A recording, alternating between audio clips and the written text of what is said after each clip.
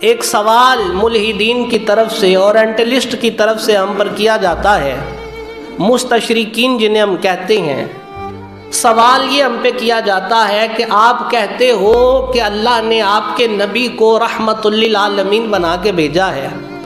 تو رحمت للعالمین کی ذات کیسے لوگوں میں جنگ و جدال کے لیے، لڑائی کے لیے اجازت دے سکتی ہے؟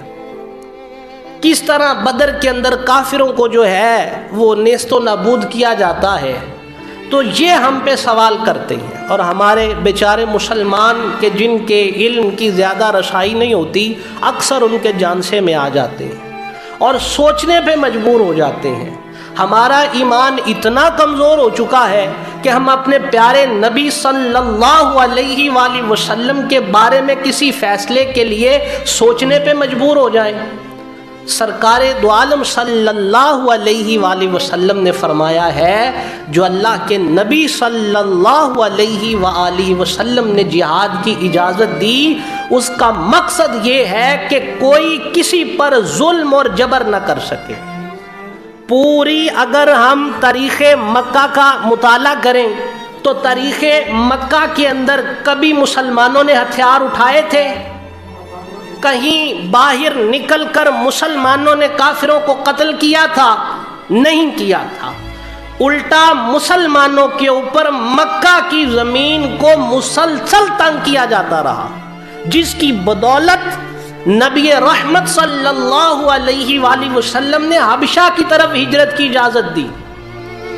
وہ مسلمان جو دائرہ اسلام میں داخل ہو جاتے تھے، جن کے دل کی نگری نور مصطفیٰ سے منور ہو چکی ہوتی تھی، وہ ذات، وہ ہستیاں جب اسلام پہ کاربند ہو جایا کرتی تھی، تو اس کے بعد پھر ہوتا یہ تھا کہ کافر ان کے اوپر ظلم و بربریت کے پہاڑ توڑا کرتے تھے۔ تپتی ہوئی ریت کے اوپر ننگے بدن انہیں لٹا کر سینے پہ باری سے باری پتھر رکھ کے انہیں ظلم و ستم کا شکار کیا کرتے تھے۔ تو ان تمام حالات کو دیکھتے ہوئے سرکار نے مسلمانوں سے فرمایا تھا، حبشہ کی طرف ہجرت کر جاؤ۔ پہلی ہجرت حبشہ کی طرف ہوئی،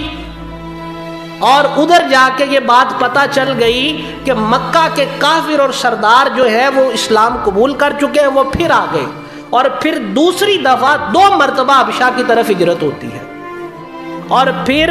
تیسری مرتبہ سرکار دو عالم صلی اللہ علیہ وآلہ وسلم مدینہ کی طرف، جو اس وقت یثرب کہلاتا تھا، اس کی طرف ہجرت فرماتے ہیں۔ اور یہی جنگ کا مقصد تھا۔ دیکھیے مکہ کے اندر کسی کافر کو تنگ نہیں کیا، مسلمانوں پہ ظلم و بربریت کے پہاڑ توڑے گئے۔ اب غزوہ بدر کی ہی مثال لے لے ہم، دیکھا جائے تو بدر کے اندر کافر تل پڑے تھے مسلمانوں کی اس جماعت کو جو 313 کے قریب تھی، کہ انہیں صفحہ ہستی سے مٹا دیا جائے،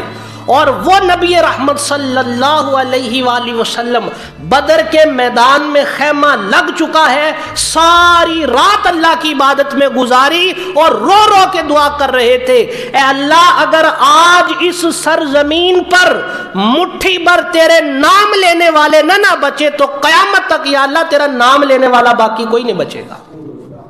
یعنی سرکار دو عالم صلی اللہ علیہ وآلہ وسلم نے وہاں رہ کر مدینے کے اندر ہی نہیں دعائیں شروع کر دی، یا اللہ جو کافر ہم سے جنگ کرنے کے لیے میدان بدر میں آ چکے ہیں، اپنی طاقت کے نشے میں مدہوش ہیں، یا اللہ تو انہیں وہیں پہ غرق کر دے، بلکہ عملی طور پر میدان بدر میں تشریف لاتے ہیں اور ساری رات اللہ کی بارگاہ میں دعا کرتے ہیں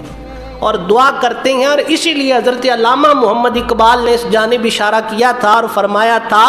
کہ فضائے بدر پیدا کر، فرشتے تیری نصرت کو اتر سکتے ہیں گردوں سے، کتار اندر کتار اب بھی۔